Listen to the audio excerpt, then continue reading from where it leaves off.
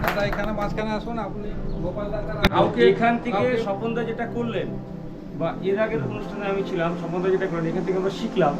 এর পরবর্তীতে সম্পা দিদিভাই যে প্রোগ্রামে থাকবে এখান থেকে শিক্ষা নিয়ে পরবর্তীতে নিজের খরচায় এই ধরনের অনুষ্ঠানগুলো করবে, তবে বোঝা যাবে।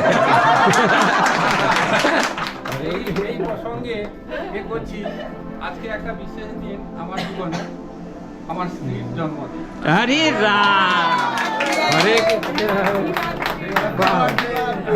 সবার আশীর্বাদ কামনা করি, জয়ন্তদার বিশেষ করে বেশি আশীর্বাদ।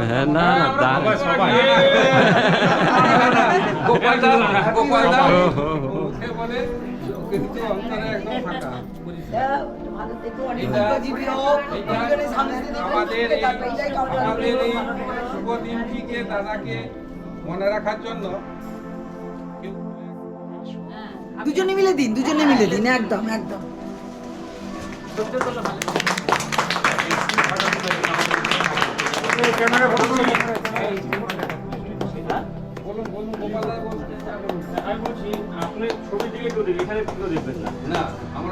আমি বলছি নীলিমা দিদিভাই হচ্ছে কিছুটা দাদার দিকে তাকানোর মুড করে, ওই দিক, হ্যাঁ ওই মুড, মানে ছবি না, আমি ছবি তুলছি, আমরা জয়ন্তদার দিকে তাকাবো, হ্যাঁ কারণ কি এইদিকে তাকালে বোকা বোকা লাগে।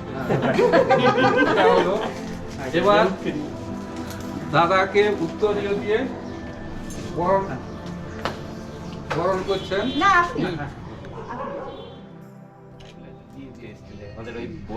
সে তো অবশ্যই, হ্যাঁ ঠিক আছে। টুপিটা পরাও তুমি। টুপিটা হাতে দিন, হ্যাঁ সবই তুমি করছো। আরে বাবা টুপি পরাচ্ছে, মালা তো পরাচ্ছে না, সবই তুমি করে যাচ্ছ, আমি সবার সামনে বলতে পারছি না, তুমি একটু সাধবা না। মালা হলে দ্বন্দ্ব, আর তো মালা না টুপি।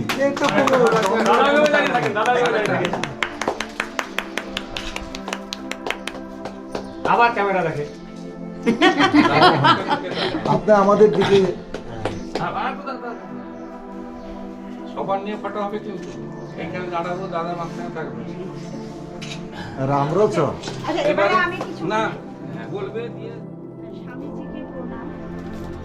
আমাদের মাথার উপরে যিনি রয়েছেন মহারাজ শ্রী বিশ্ব যোগগুরু আচার্য শ্রীকেও প্রণাম, এবং এখানে যে সমস্ত সাধক সাধিকা ভাই বোন রয়েছে সবাইকে আমার প্রণাম, ভালোবাসা, শুভেচ্ছা।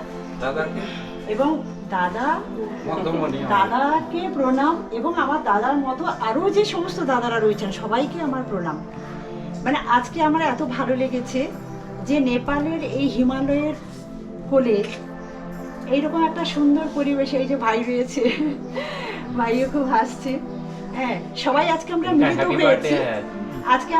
মিলিত হয়েছি, এবং মানে কাঠমান্ডুতে আমার মানে বার্থডে পালন হচ্ছে, এটা মানে জন্মদিন পালন হচ্ছে, এটা আমার জীবনের সব থেকে একটা মানে কি বলবো সুন্দর শুভ মুহূর্ত। এবং স্বামীজি যে বলেন না আমাদের দাদা জয়ন্ত দেয়, হ্যাঁ তো এই দাদাকে অনেক প্রণাম। মানে আমি আজকে ধন্য হয়ে যাচ্ছি যে সবাই মিলে একসঙ্গে আমরা আজকে মিলিত হয়েছি, হ্যাঁ আর আমার আজকে জন্মদিন পালন হচ্ছে, এবং আমি একটা ভালো উপহার পেয়েছি। শম্পা ভাই কেন, আমার শম্পা বোন কেন, সমস্ত বোন দিদি এবং ভাইয়েরা সবাই মিলে যে আজকে আমার ডাকে এখানে সমবেত হয়েছে, এবং সবাই যে খুব সুন্দর হাসি একটা মন রয়েছে, এটাই আমার কাছে কিন্তু একটা আশীর্বাদ। সেই জন্য আমি আগে থেকে বলিনি অন্য কোনো আশীর্বাদের প্রয়োজন নেই, হ্যাঁ শুধু সবারই ভালোবাসা, এবং সবাই যেন আমরা যোগী হয়ে উঠতে পারি, যেটা আমাদের স্বামীজি বলছেন যে সবাই যেন আমরা সুস্থ থাকতে পারি, ভালো থাকতে পারি, এবং আমরা যেন আনন্দে থাকতে পারি। আনন্দটাই হচ্ছে সব থেকে বড় আশীর্বাদ। তো এইটুকু আমার কথা বলার ছিল। সবাইকে হ্যাপি বার্থডে টু ইউ। এবার দাদা আমাদের মধ্যমণি আশীর্বাদ করছেন।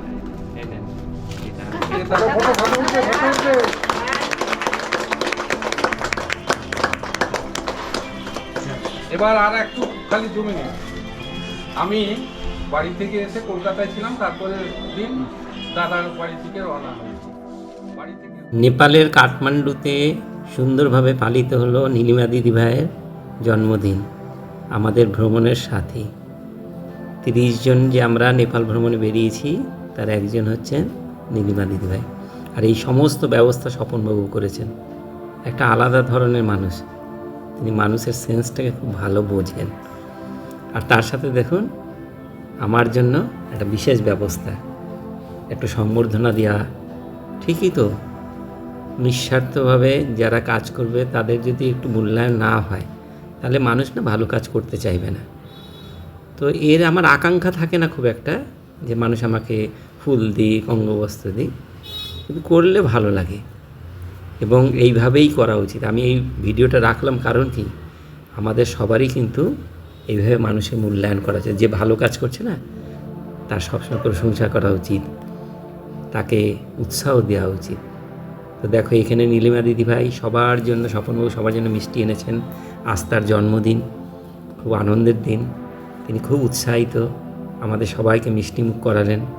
শম্পা আবার একটা গিফট নিয়ে আসলো, তার কাছে একটা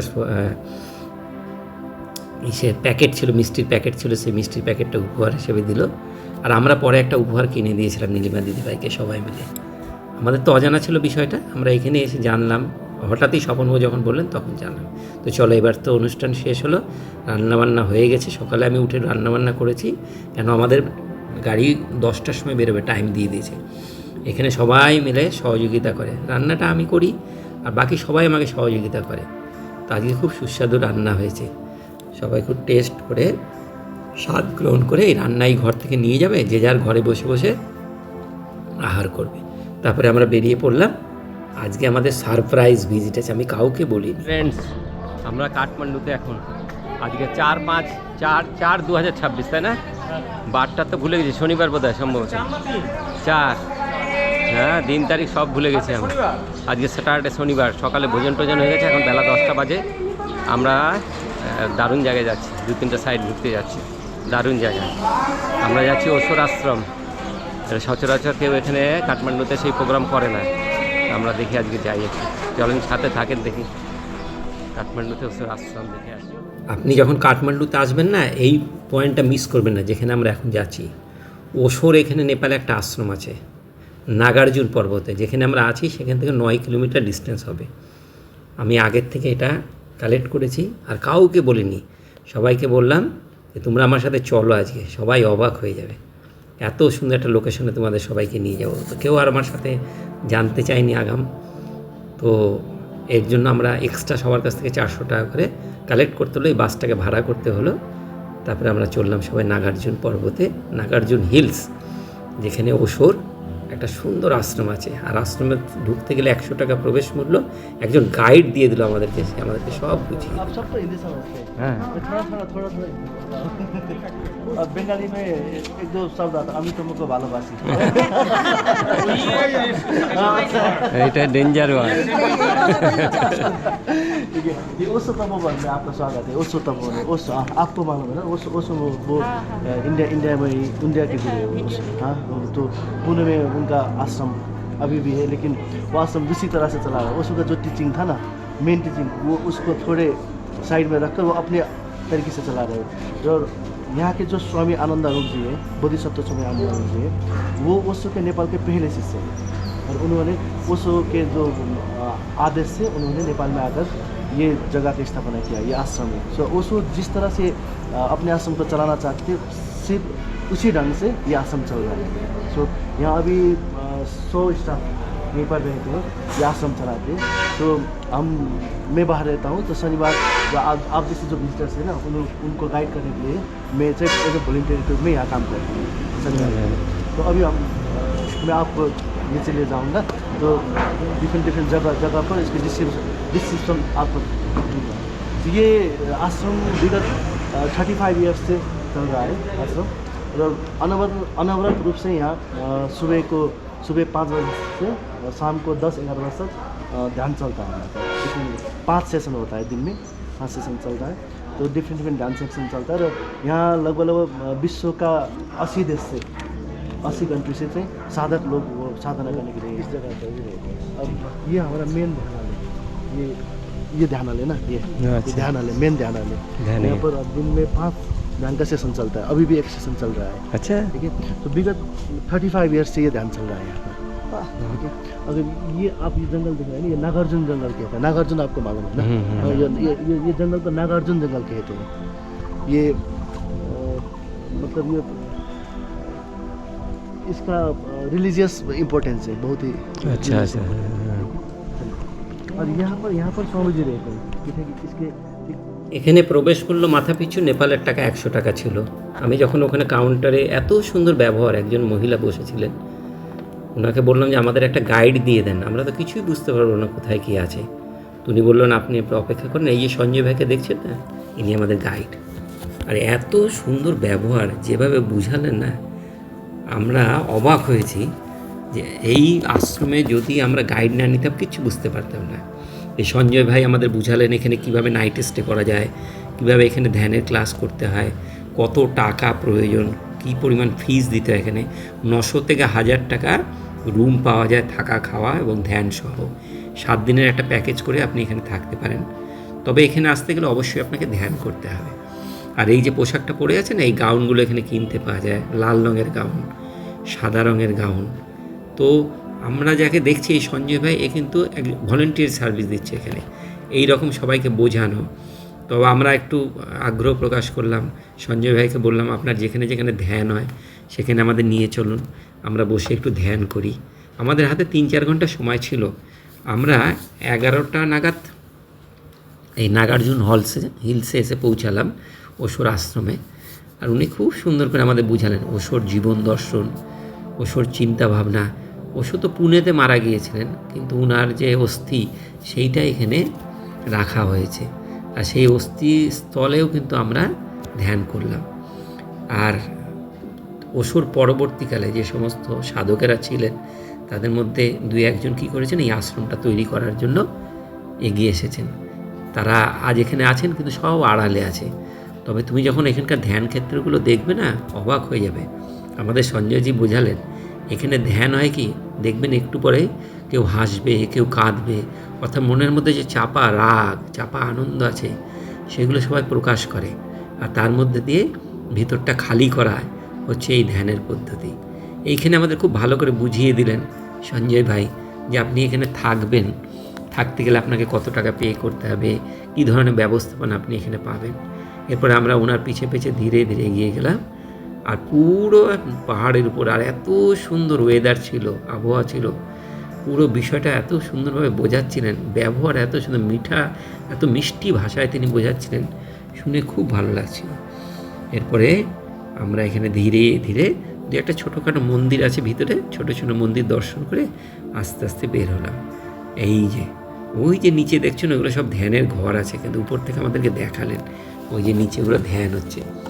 তখন সঞ্জয় ভাই বললেন যে আর কিছুক্ষণ পরে দেখবেন ওখান থেকে হাসির আওয়াজ আসবে, আপনি যে এখানে ঘোরাঘুরি করবেন না, সেই আওয়াজ পাবেন।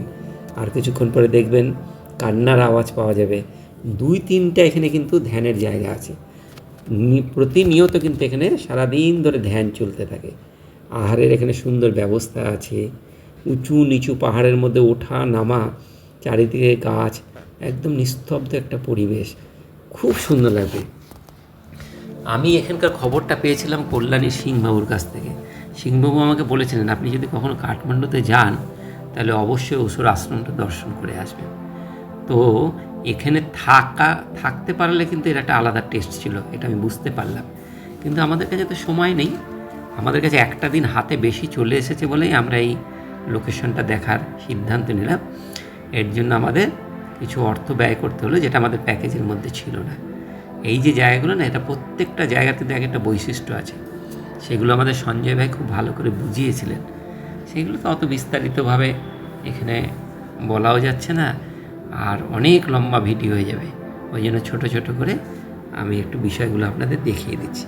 তবে অবশ্যই বলবো, যদি আপনি কাঠমান্ডুতে যান, একদিন ঘন্টা 3-এর জন্য ওশোর আশ্রমে কিন্তু অবশ্যই সময় দেবেন। আপনার সারা জীবন মনে রাখবেন, এমন সুন্দর ভিতরে কাণ্ড কারখানা আছে। তবে ভিতরে ঢুকে অবশ্যই বলবেন যেন একজন গাইড দিয়ে দেয়। গাইড না দিলে কিন্তু আপনি কিছুই বুঝতে পারবেন না। কারণ হচ্ছে এই গাইডই আপনাকে ওই ধ্যান কক্ষে নিয়ে যাবে, আপনি তো ঢুকতে পারবেন না। এখানে তো যে কেউ প্রবেশ করতে পারে না। যেহেতু এ ধ্যান করে অভ্যস্ত, তাই সে কী করলো, আমাদেরকে সঠিক সময়ে ধ্যানের কোন পার্টে আমাদেরকে ভিতরে প্রবেশ করতে হবে এগুলো সব ঠিক করে দিয়েছিল। ভিতরে কোনো ক্যান্টিন বা আহারের কোনো ব্যবস্থা আমার নজরে পড়লো না। তো আমরা তো সকালে 10টার সময় আমাদের দুপুরের আহার লাঞ্চ করেই বেরিয়েছি, সুতরাং আমাদের আহারের ব্যাপারে কোনো রকম ছিল না। আর এইখানে একটা কিন্তু সুন্দর একটা দোকান ছিল, যেখানে ওশোর বিভিন্ন ধরনের প্রোডাক্ট, জামা কাপড় আর অন্যান্য অনেকগুলো প্রোডাক্ট, কিন্তু বিশেষ করে ড্রেস খুব বিক্রি হচ্ছিল। আমি একটা এখান থেকে জ্যাকেট কিনলাম সাদা রঙের, নেপালের টাকা 3000 টাকা দাম। খুব সুন্দর জ্যাকেটটা, সাদা রঙের একটা জ্যাকেট, খুব ভালো লাগে। এগুলো মানে রেয়ার কালেকশন বলে আমি কিনলাম। তো চলুন তাহলে আপনারা যদি কখনো আসেন নেপালে কাঠমান্ডুতে, তো ঘন্টা তিনেকের জন্য একবেলা একটা কিন্তু সাইট সিন হিসাবেই এটাকে অবশ্যই চয়েস করবেন। আর এই দেখুন সঞ্জয়বাবু সমানে আমাদের কিন্তু বুঝাচ্ছে, উনি এক চাকরিজীবী, কিন্তু উনি থাকেন ব্যাঙ্গালোরে। ওইখান থেকে মাঝে মাঝেই তিনি আসেন, এসে এরকম ভলেন্টারি সার্ভিস দিয়ে যান। ওকে, চলুন আমরা देखिए। महारानी के भतीज थे। तो छोटे थे, 4 साल के थे। तो उन्होंने बाबा जी को पहचाना, तो बाबा जी प्रणाम, मैं आपको पहचानता हूँ। तो कैसे पहचाना, आप यहाँ पर थे, मैं ये था। तो बाबा जी ने कहा, उन्होंने पूछा क्या हुआ, तो मैं यहाँ रहना चाहता हूँ लेकिन देखना नहीं दे। तो उस समय क्या था, ब्रिटिश का वो था ना, तो फिर उन्होंने राणा प्रशासन को कहा, कह दिया कि उनको यहाँ रहने दो। तो इसलिए बाबा जी ये पशुपतिनाथ जंगल के पीछे जो ध्रुवस्थली आपको मालूम है, ध्रुवस्थली आप देखा, पशुपतिनाथ जंगल के पीछे, पशुपतिनाथ जंगल के पीछे वहाँ पर एक जगह है ध्रुवस्थली। तो बाबा तो मतलब पशुपतिनाथ से आप ऊपर देखते हैं ना वो जंगल, शिवपुरी जंगल, वहीं पर रहकर साधना किया। उस बाबा का नाम शिवपुरी बाबा होता है। हाँ, नाम से हाँ शिवपुरी बाबा। लेकिन उन्होंने उनका शरीर पशुपतिनाथ के पीछे एक ध्रुवस्थली जंगल, वहाँ पर आके 137 वर्ष से उन्होंने शरीर छोड़ा। थे इंडिया के थे, लेकिन यहाँ कर उन्होंने शरीर छोड़ा।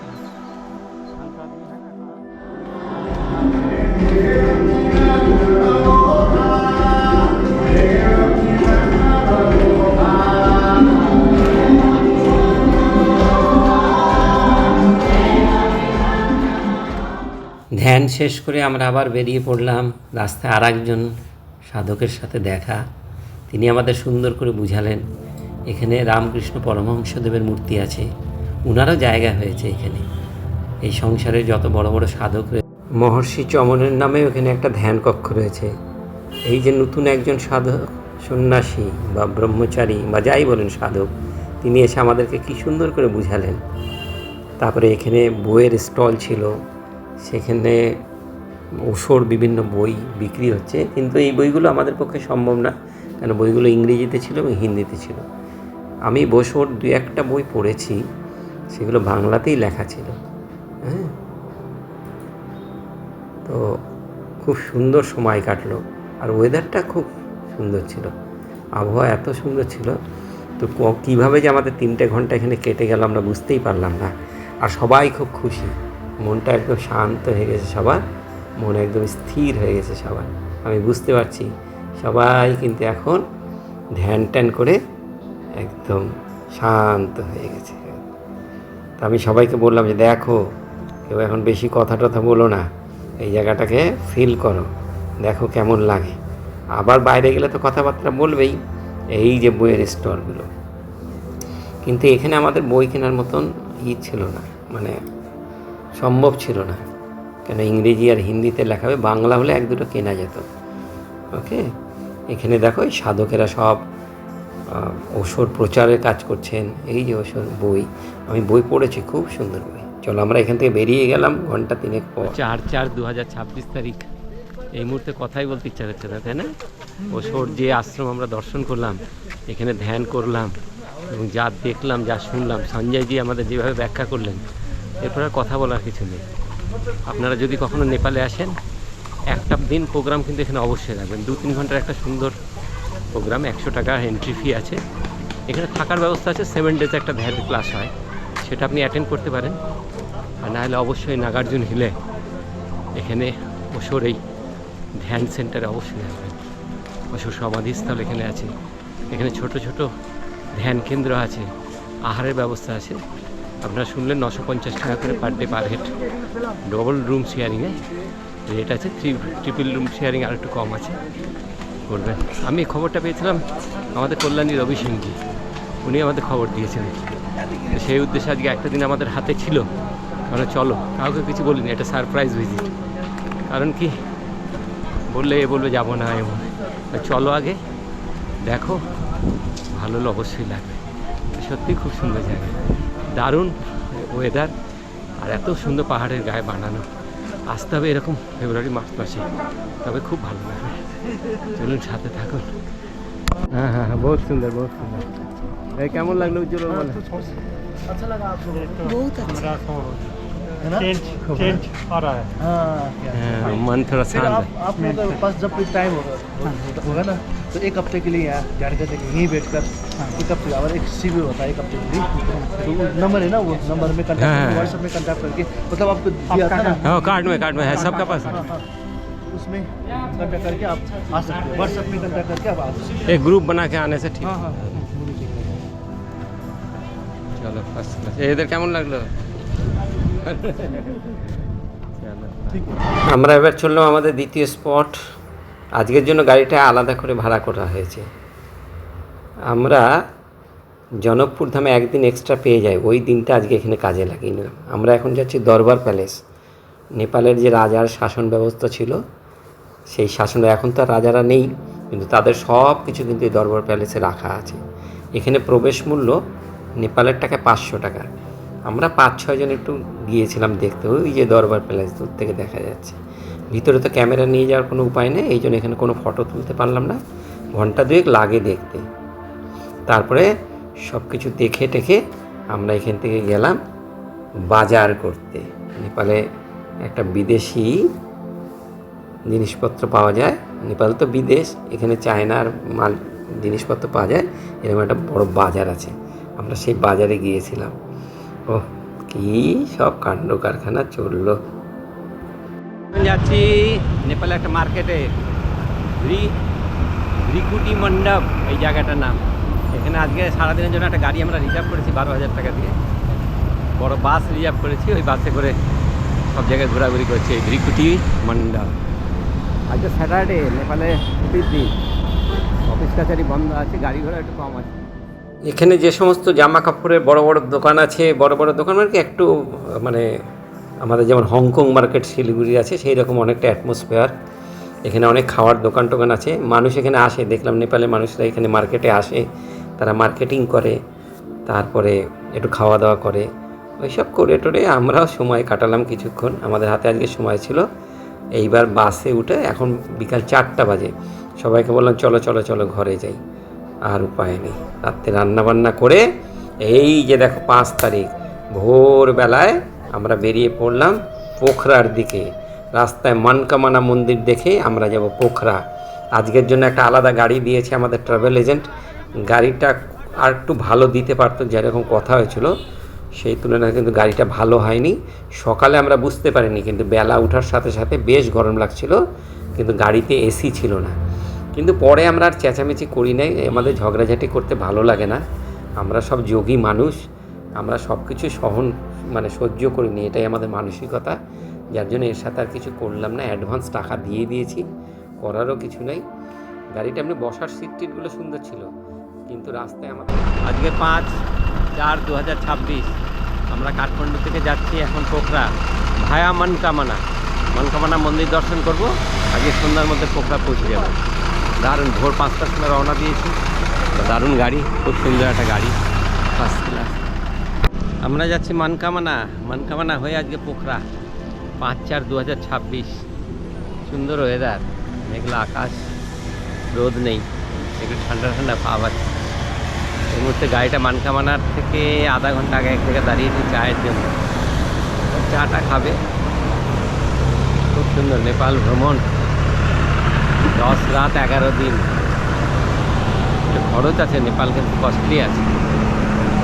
এই পাহাড়ি রাস্তা খুব সুন্দর লাগে,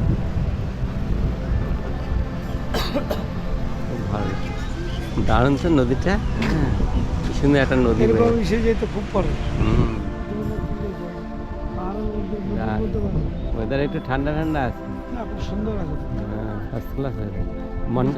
আজ আমরা অনেক সকালে বেরিয়েছি, ভোরবেলা অন্ধকারের মধ্যে বের হলাম, তাই রান্না করার মতন পরিস্থিতি ছিল না, কেন আগের দিনই আমাদের লাগেজ টাগেজ সব গুছিয়ে নিতে হয়েছে। প্রায় 7 থেকে 8 ঘন্টার রাস্তা, আর মাঝখানে মনকামনা দেখার জন্য 3 ঘন্টা সময় দিতে হবে, অর্থাৎ 11 ঘন্টার জার্নি। 5টায় বেরিয়েছি, বিকাল 4টার মধ্যে আমরা আবার পোখরা ঢুকবো, এরকম একটা টার্গেট কিন্তু ট্রাভেল এজেন্ট আমাদেরকে দিয়ে দিয়েছেন। এই জন্য রান্না করিনি, তিনি বলে দিলেন আপনারা মনকামনায় চলে যান, রোপওয়েতে উপরে উঠবেন, ওখানে অল্প পয়সার মধ্যে ভালো ভালো হোটেল আছে। তো ঘটনা ঠিকই, আমরা উপরে যখন গেলাম ওখানে 100 টাকা প্লেট ভালো খাবার ছিল, নিরামিষ খাবার। আর এই দেখো মনকামনা রোপওয়ে ধরার জন্য অনেকটা নিচে নামতে হয় সিঁড়ি দিয়ে, সবাই নিচে নামছে, আর উপরে যে উঠতে হবে ওই চিন্তায় কিন্তু সবার এখন থেকে শরীরে ব্যথা বেদনা শুরু হয়ে গেছে। আচ্ছা, এবার তো তুমি নিচে নামলে।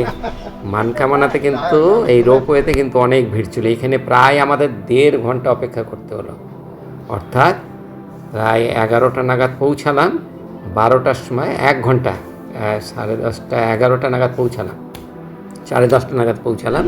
টিকিট মূল্য দেখা এখানে ইন্ডিয়ার টাকা 670 টাকা, ওদের 1072 টাকা। অনেক গায়ে লাগে কিন্তু 670 টাকার উপরে টিকিট, মাত্র 7 থেকে 8 মিনিটের জার্নি, আর তেমন কোনো রোমাঞ্চকর ব্যাপার নয়, অনেকটা টাকা, অনেক বেশি টাকা। তো আমরা সবাই তো উঠলাম রোপওয়েতে, মন্দির দর্শন করবে, আমাদের মধ্যে 2 জন নিচে থেকে গেল, তারা আর গেল না। তো একটু খারাপ লাগছিল, আমি একবার ভাবলাম বলি যে চলেন, কিন্তু কিছু করার নেই, এটা সব ব্যক্তিগত সিদ্ধান্ত। আর এইখানে দেখো লাইনে আমরা দাঁড়িয়ে আছি, কিন্তু ওয়েদারটা ভালো ছিল বলে খুব একটা অসুবিধা হয়নি। গল্পগুজব করতে করতে একটা খুব মজা হচ্ছিলো, জানো, যেদিকে তাকাচ্ছি সেদিকেই আমাদের লোক, আমরা 30 জন না, মানে যেখানেই তাকাচ্ছি ওইখানেই আমরা। এই যে রোপওয়ে দেখো, হ্যাঁ খুব ইন্টারেস্টিং। আমরা কয়েকবার উঠেছি, ভালো ভালো রোপওয়েতে উঠেছি, দামি দামি সব, রাজস্থানে খুব দামি রোপওয়েতে উঠেছি। আর রোপওয়েতে যখন তুমি উঠবে, এই যে ছেলেটি ফটো তুলছে না, এটা কিন্তু একটা মানে একটা কতগুলো ছেলে এরা এই ফটোগুলো তুলছে, তুমি যখন রোপওয়ে থেকে নিচে নামবে তখন তোমার এই ফটোগুলো ওরা বিক্রি করবে তোমার কাছে। আমাদের কাছে নিল 200 টাকা নিল, আমি নিলাম, আমার ফটোটা নিলাম 200 টাকা। আমাদের রোপওয়ে জার্নি শেষ, 7-8 মিনিট লাগে, পায়ে খুব সুন্দর। চলো আমরা মনকামনাতে পৌঁছে গেলাম, মন্দির দর্শন করব। তো এইখানে আমার ভিডিওটা শেষ করছি। এখানে একটু ভোজন করলাম একটা হোটেল, তেওয়ারি হোটেলে, খুব ভালোই ছিল খাবার। আর সবাই দর্শনে যাচ্ছে, কিন্তু দর্শন অসম্ভব, কেন বিরাট লাইন ছিল। তো চলুন এই ভিডিওটা এখানেই শেষ করলাম, এটা আমাদের 2য় ভিডিও। এর পরের ভিডিওতে আবার আপনাদের সাথে দেখা হচ্ছে, আরও কয়েকটা ভিডিও হবে নেপালের, সবাই দেখবেন, চ্যানেলটা সাবস্ক্রাইব করবেন, লাইক করবেন, শেয়ার করবেন, আর কেমন লাগছে নেপালের ভিডিও অবশ্যই জানাবেন। হ্যাঁ, আর দেখেন অনেক কষ্ট করে কিন্তু ভিডিওগুলো তুলতে হয়, এগুলোকে এডিট করতে হয়, আপনাদের জন্যই কিন্তু করা। ওকে।